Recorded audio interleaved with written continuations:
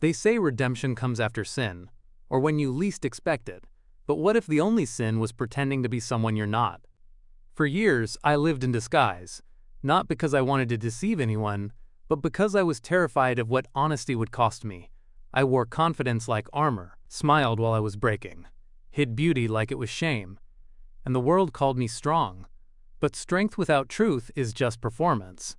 My name is Daniel. I'm 27 years old, and my redemption didn't come from a pulpit or a therapist's office, it came from a mirror. The day I finally stopped hiding and saw beauty staring back at me. This is the story of how one day healed what years of pretending had broken. But before we dive in, please hit that subscribe button and join the Gender Diary family for more stories of discovery, transformation, and love. Your support means the world to me. Now, let's begin. I grew up in a home where beauty was conditional. It was something women were allowed to touch, something men were warned to stay away from. My mother wore pearls on Sundays. My sister spent hours in front of the mirror, carefully applying lipstick like it was an art form. And I watched, not because I was curious about them, but because I was curious about it. The softness, the color, the way a single stroke of red could change a face, not into something fake, but into something truer. I remember being 8 years old, running my fingers along the fabric of my sister's dresses hanging in the closet. The silk felt like water, the velvet felt like warmth. I didn't have the words for what I was feeling. I just knew I wanted to feel it too. By the time I was 13, curiosity had turned into something deeper, something I couldn't name. I started sketching dresses in the margins of my notebooks. Late at night, when everyone was asleep, I'd sneak into my sister's room and try on a scarf, just to see how it felt draped around my shoulders. I felt alive, but I also felt terrified, because I knew, even at 13, that what I was doing was considered wrong, dangerous. So I hid it. I threw away the sketches. I stopped sneaking into her room. I buried the part of me that felt most honest. And I learned to perform. By high school, I had perfected the act. I joined the soccer team. I laughed at the right jokes. I dated girls because that's what normalcy were supposed to mean. And I was good at it. But inside, I was disappearing. I wasn't ashamed of what I loved. I was ashamed of being caught loving it. I didn't know it then, but that shame would cost me more than love. It would cost me myself. So I built a life around hiding. And for years, I thought that was strength. By my mid-20s, I had everything I was supposed to want. A corporate job, a decent apartment, a life that looked respectable. And then I met Mara. She was 25, stunning, the kind of woman who could walk into a room and make everything else fade into background noise. She had this laugh that felt like sunlight, and when she smiled at me for the first time, I thought, maybe this is it. Maybe this is the life I'm supposed to live. We dated for 8 months, and for 8 months I tried. God, I tried. I showed up. I said the right things. I planned dates. I held her hand. But I was never present. Because how could I be? How could I show up fully when half of me was locked away in a closet I'd been hiding from since I was 8 years old? She noticed. Of course she noticed. "You're not here," she'd say. "Even when you're sitting right next to me, you're somewhere else." And she was right. I was somewhere else. I was trapped in the version of myself I thought I had to be. And the real me, the one who sketched dresses and loved silk scarves and felt most alive when I wasn't pretending, that version was suffocating. One night, she ended it. She didn't yell. She didn't cry. She just looked at me with this sad, tired expression and said, "I can't love someone who won't let me see them." And just like that, she was gone.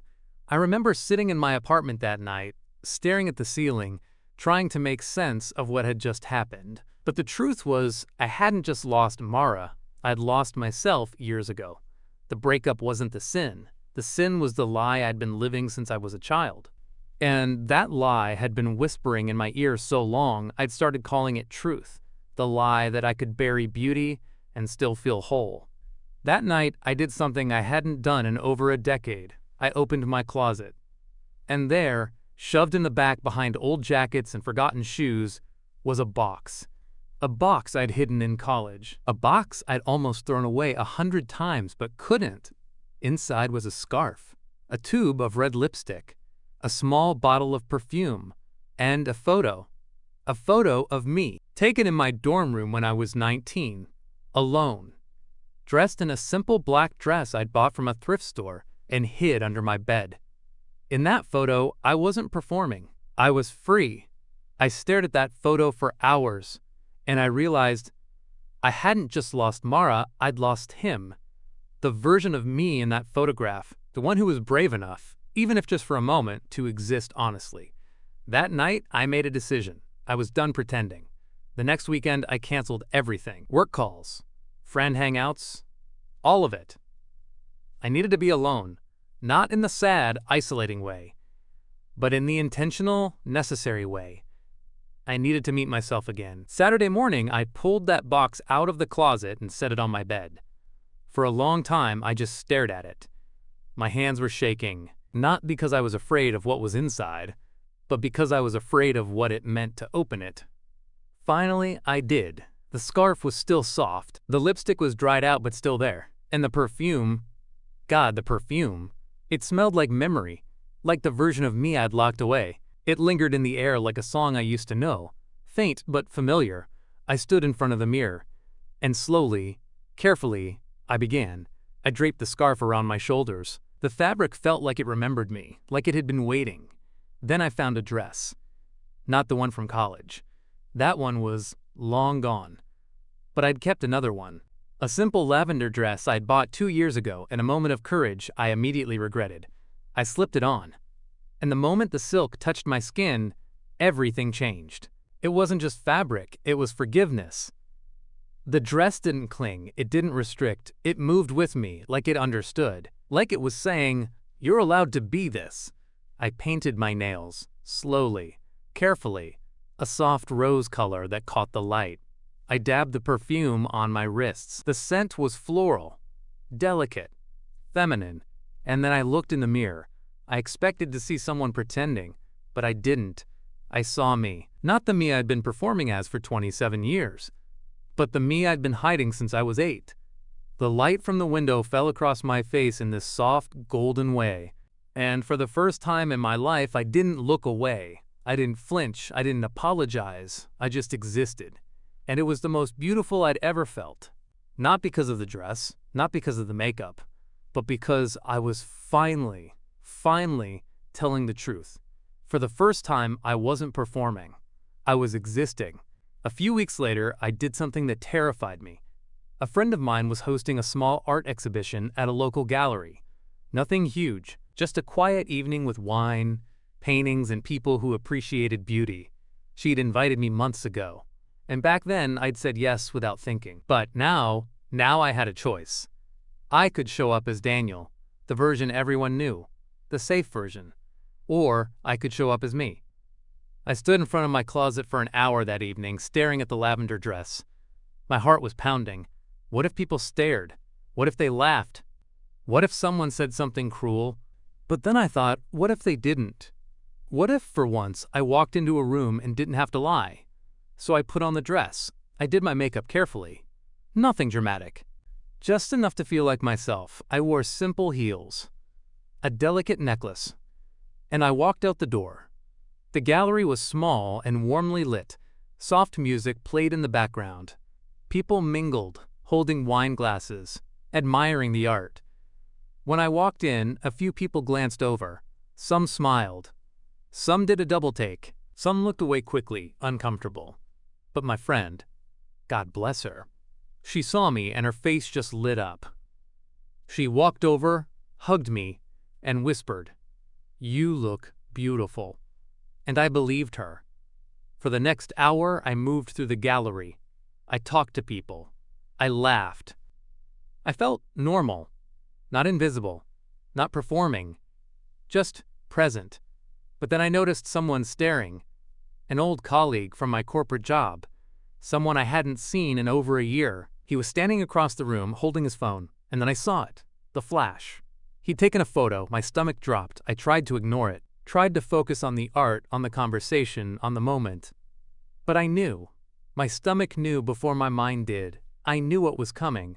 By the next morning, the photo was everywhere. It had been posted on social media with some vague, mocking caption, and from there it spread.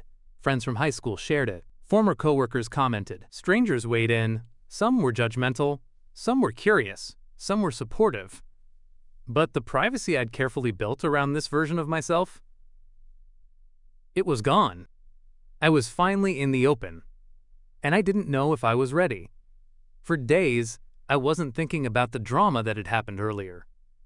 I lived my life and enjoyed every moment of it. Then one evening, I got a message. It was from an account I didn't recognize. The name read, The Gender Diary. I almost deleted it, but something made me open it. The message reads, Hi Daniel, we saw your photo, and we wanted to say, you're not alone. What you're doing takes courage. And if you ever want to talk, or share your story, or just be part of a community that understands, we're here. I read it 3 times. I clicked on the account. The logo glowed on my screen. Soft green, bold words. It didn't shout, it invited.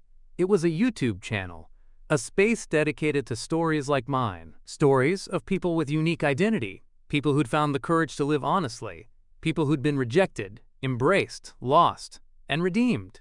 I spent the entire night watching videos, and for the first time since that photo went viral, I didn't feel alone. I subscribed, and a few days later, I messaged them back. We talked. They listened. They didn't judge. I was introduced into the community, people who'd walked this same path, people who understood beauty because the world told you it wasn't yours to claim.